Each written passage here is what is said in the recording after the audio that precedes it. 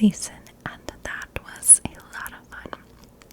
So, whether you have a true crime, just an eerie story, or even a ghost story, feel free to share. And yeah, I can read it for the audience, and you are more than welcome to remain anonymous if you so wish.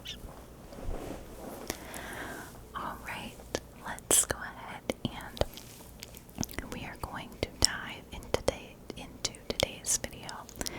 I cannot speak today. Let's hope this goes well. As always, if you like this type of content, please like, subscribe, or comment, as that will truly help me beat the YouTube algorithm. Alright, so for today's spooky case, we are actually covering a true crime case, and this is the case of Danielle Harkins. This case is a bit shorter, but I promise we will have more coming your way this next week. So it was the year 2012, and Danielle Harkins was 35 years old. I wasn't able to find a ton of information about Danielle, but I did find out that she was a wife, a mother of 2 children, and she was also a literacy teacher at the Lealman and Asian Neighborhood Family Center in St. Petersburg, Florida. Now, even though Danielle was married, she did not have a great marriage with her husband, and at one point in time, she had even taken her husband to court for a domestic dispute. Now, this dispute ended up getting dismissed, but it still occurred. At some point in the year 2012, Danielle and her husband decided that it would be best if they split up for good. Danielle and her husband began to follow through with the divorce proceedings, and they both decided that they wanted sole custody of their children. So they both began to fight the long battle to basically have sole custody of their 2 kids. Now, Danielle was really struggling with everything that was going on in her personal life. And Danielle's neighbors and co-workers said that she, at some point in time, began to turn to religion to help her deal with everything. So she started telling people that she was just exploring various religions in order to figure herself out. At one point in 2012, Danielle was speaking to a neighbor of hers when she told her neighbor that she was doing okay with everything. And then she mentioned she was exploring various religions, but she at least did not have any demons. Now, the neighbor found Danielle's remark a bit odd and off. However, the neighbor knew everything that Danielle had been going through and just kind of chalked her remark up to all of the stress and pressure that she was under in her personal life. The neighbor moved on from Danielle's comment and really did not think too much of it. Now,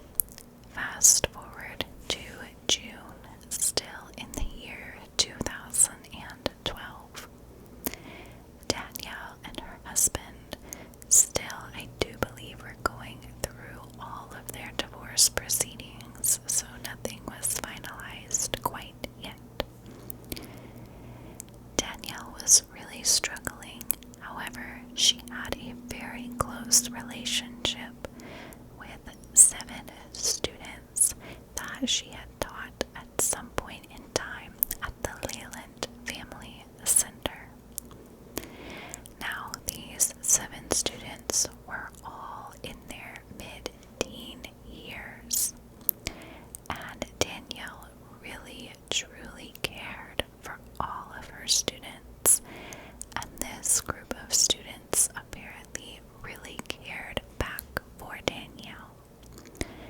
Now, I'm assuming that most of these students still attended the Leland Family Center, and that is how Danielle was able to maintain a relationship with these 7 teenagers, but I am not entirely sure.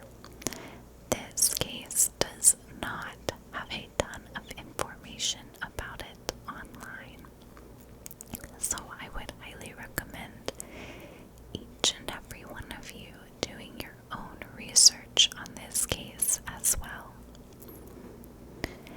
Now, while Danielle was struggling, she kind of had these 7 students to lean on.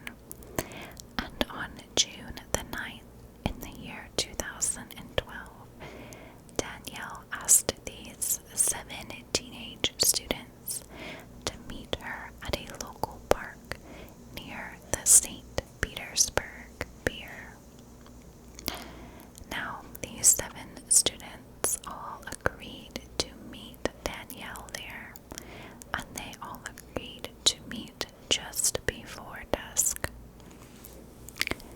When the 7 students arrived at the local park, they saw that their teacher, Danielle Harkins, was already there, and that she had a small fire burning in the park.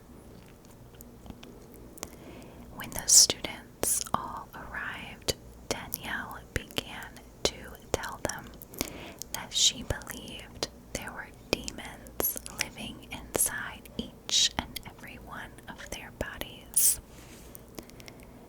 Danielle then told the students that she would be able to save them that night from the horrific demons that were basically ravaging inside of them. Danielle then proceeded to chant and dance around the fire that she had lit previously, and instructed the 7 teenagers to do the exact same with her. Surprisingly, all 7 of the teenagers began to dance and chant. Not a single teenager thought, this seems a little odd, and they all stayed and began to follow what Danielle was doing.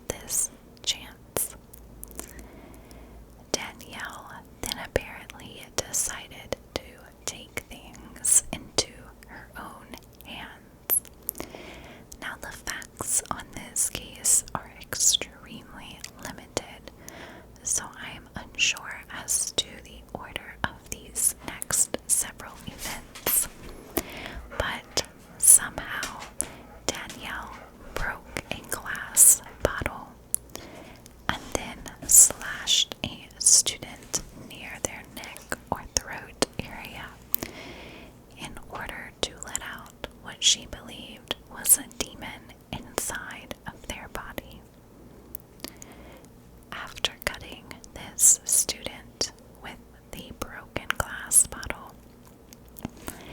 Danielle heated up a key in the fire and then cauterized the student's wound. I'm assuming that it was not a huge or large wound, especially if a key was able to cauterize this wound, but I just think how insane this is that a teacher was doing this and the 7 kids just basically sat there through it. Then, after the first student, Danielle picked a second student and she cut their hand, I would assume with the same glass bottle, in order to get more demons out of this student. After this, Danielle attempted to cauterize the wound with a lighter. However, the flame on the lighter would not stay lit. Danielle grew a bit frustrated with this and decided, in order to cauterize the wound, she would pour or spray a bit of perfume on the wound and basically have the perfume act as an accelerant to close the wound. Of course, the perfume lit rather easily, and the student suffered from second-degree burns on their hands. Surprisingly, still, after these 2 students were both cut and then burned to have their wounds cauterized, the 7 students still stayed. After this, Danielle decided to stop the ritual. I'm not sure what made her think, hey, we can be done now, but luckily, she ended things and sent all 7 teenagers home. Now, the crazy thing about this is not one of those 7 students went home and told their parents about the weird incident with their teacher. The authorities were not alerted, and no parents had any idea what had happened that night to their children. Now, this was just so shocking to me. I figured at least one student would tell, but surprisingly, they did not. I'm not sure if the parents noticed any of their wounds, or if they were on the smaller side, or maybe they had a good reason or excuse for them, but no one found out. Eventually, a student that was there told one of their friends about the incident, and this friend found this whole situation very, very odd and decided that they were going to alert the authorities. So this second close friend called the police and told them what Danielle Harkins had done to those 7 teenagers. The police then went to talk to the 7 students and Danielle, and surprisingly still, all 7 students remained very quiet about the incident. They did not give any information to the local authorities at all, and basically the police just had to go off of the story that was told to the friend that was then told to the police. So who even knows how accurate those facts were? It's a story told to someone else. So that's just very crazy. I'm not sure why the 7 students did not want to talk to the authorities about this, but